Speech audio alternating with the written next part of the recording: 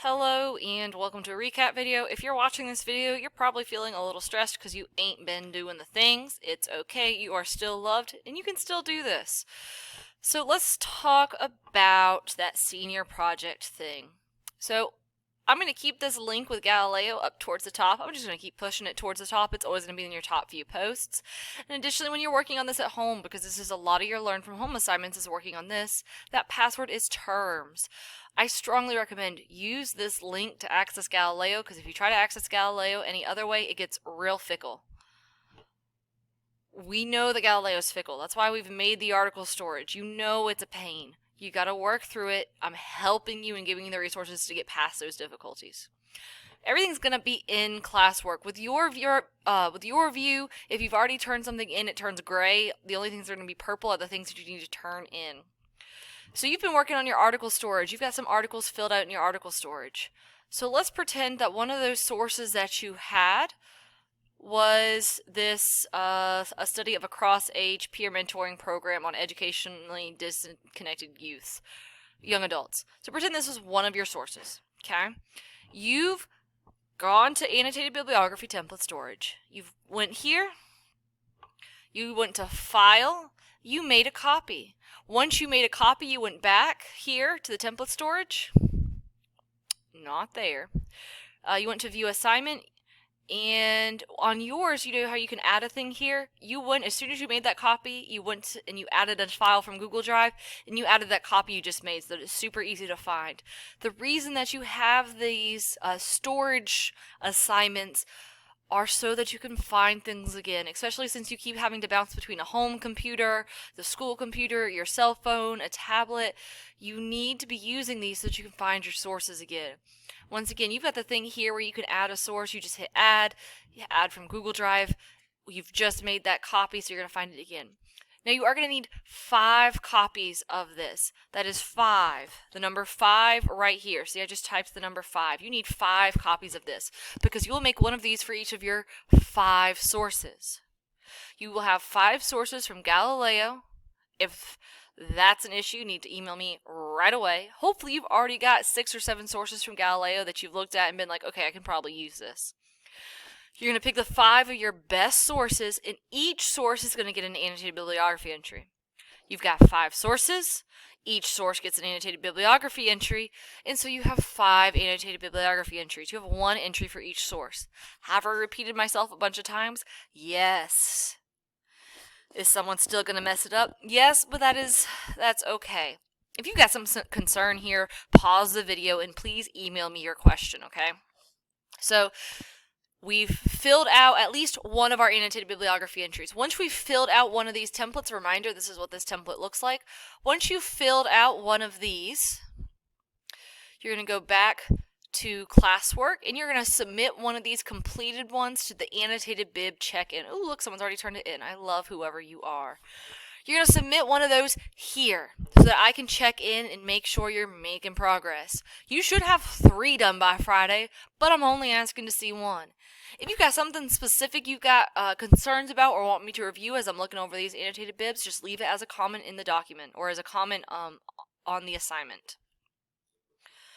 This is due Friday. I'm going to be grading these this weekend, presuming that we don't lose power or anything, okay? So this is what you turn in Friday. September 27th is the senior project annotated bibliography, the complete thing with all 5 sources. All 5 sources will end up on 1 document. If you're thinking, but how? Don't worry. You have your friend called copy and paste. Okay? So you're going to go to this document. You're going to see that it's being a pain and then it's in Word. You're going to hit open with Google Docs and you're going to edit your Google Doc version of that. Okay? You should see, look, you've already all got your own version. So you already have yours. So pretend this is mine. So I'm going to say my name is Brittany Hayes. I am the teacher, so Miss Hayes. And then the date this is due, so you're going to spell out September 27th, comma, the year of 2020. Help us all, okay? Oh, it deleted my examples. So yours has examples here, but that's fine. So you're going to type your topic here, This one was looking at, let's see, whose did I steal? We're looking at peer mentorship. So our topic here is peer mentorship. So we're just going to make an itty bitty paragraph. Keep it in italics. Itty bitty paragraph. For my senior project, I'm interested in researching peer mentorship. Then you're going to write about peer mentorship things here, okay? Whatever your topic is. Now, don't do peer membership. Do whatever your topic is. Whatever your topic is, just a tiny paragraph about what you're looking for. What are you looking to learn?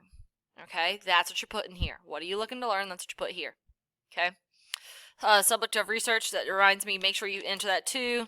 Subject of research for this example, not for yours, but for this example, is peer mentorship. Remember, you will put whatever your example is. You're not going to write peer mentorship, you're going to write whatever your example is.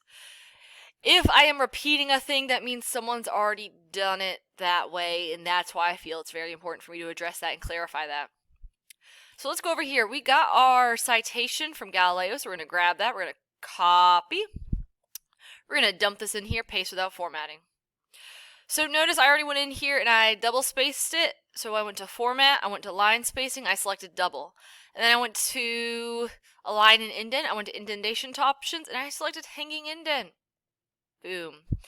Now I need the paragraph aspect of this. But guess what? I already wrote that because I've been filling out my entry builder. So I copy everything from my entry builder. I select copy. I hop over to my annotated bib, my official formatted annotated bib. I hit paste without formatting. Uh-oh, is that a paragraph? No, it's not. But look, all you gotta do is backspace so that you have a paragraph. Backspace. Look, this is not a paragraph.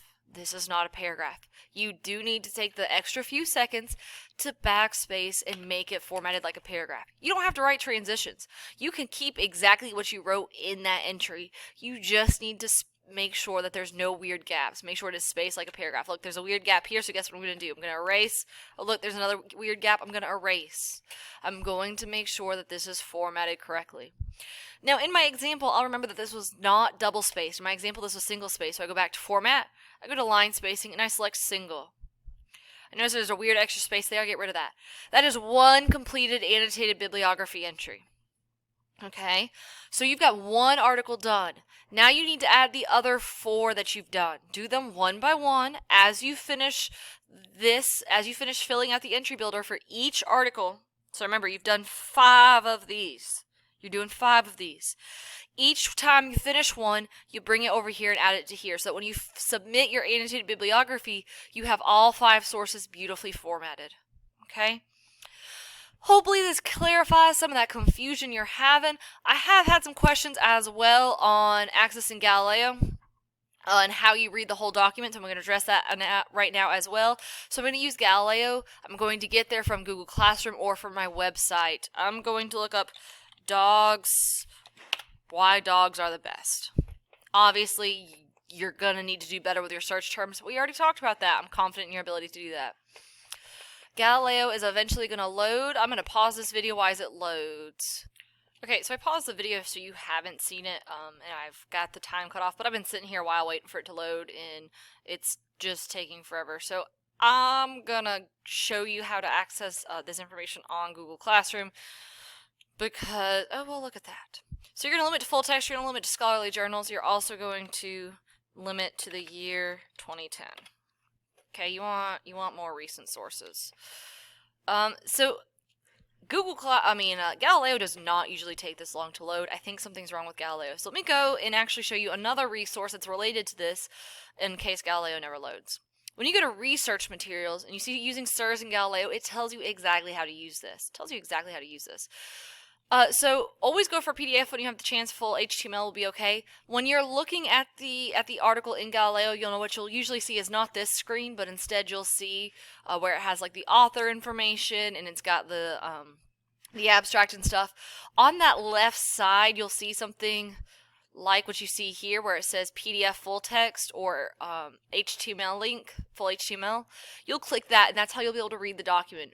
PDF full text. That's how you'll read the document. Now, you cannot make an annotated bibliography entry until you read the document. You have to go to PDF full text to be able to read the annotated bibliography entry. To be able to read the whole article in order to make the annotated bibliography entry. You do have to read the articles that you use. You do have to read the articles that you use. You do have to read the articles that you use. So again, to access the article, that's PDF full text over here on the left. To get the citation, there's going to be options down here on the right. What you'll see actually is this little file folder here. You'll click that. It will give you the option to cite, and you'll select the APA citation.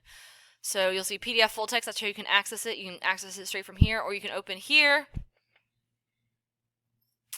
And yep, it's just not going to load. So you'll know that on the left side, you'll be able to access the PDF. On the right side, you'll see the option for citation. You'll click citation. You'll make sure you go down to APA citation, and you'll use that. If you've got any questions, as always, please just email me. Make sure that as you are reading these articles that you are adding things to quote storage, because quote storage is what you're going to use to write your research paper. If you follow along with the steps as I give them, your life is going to be 1,000 times easier. I am here to help you. So make sure you are working on filling out quote storage as you are filling out your annotated bibliography entries. And make sure that you submit your annotated bib check-in on Friday. And make sure that you are completing all these and following along as I've gone through in this video so that you can turn this in by the 27th and receive credit. You want to receive credit for your hard work because you got to do the work anyways. You can do this. I believe in you. I am always an email away if you've got any questions. Oh, look, it loaded. That's where PDF full text is. That's where citation is. You'll click it, and once it finally loads up here, you'll select APA. You can do this. You got this.